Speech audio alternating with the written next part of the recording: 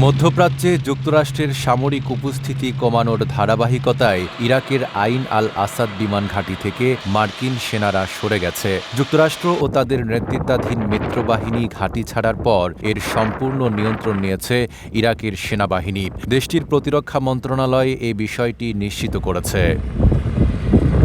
ইরাকি সেনাবাহিনীর এক কর্নেল জানান, অধিকাংশ মার্কিন সেনা ইতোমধ্যে ঘাঁটি ত্যাগ করেছে। তবে লজিস্টিক ও আনুষঙ্গিক কিছু কাজ শেষ করতে অল্প সংখ্যক সেনা এখনও সেখানে রয়েছে। কাজ শেষ হলে তারাও চলে যাবে বলে জানান তিনি।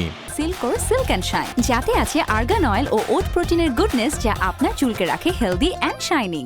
2020 সালে বাগদাদে ইরানের কুদস ফোর্স প্রধান কাসেম সোলাইমানিকে হত্যার পর ইরান আইন আল আসাদ ঘাঁটিতে ব্যাপক ক্ষেপণাস্ত্র হামলা চালায়। এতে ঘাঁটিটি বড় ধরনের ক্ষতির মুখে পড়ে এবং ওই সময় সেখানে অবস্থানরত বেশ কয়েকজন মার্কিন সেনা মানসিক সমস্যায় ভোগেন।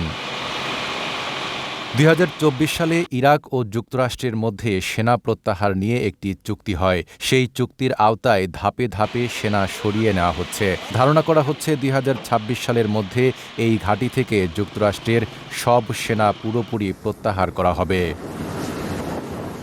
নাইম আরাবী, ঢাকা পোস্ট।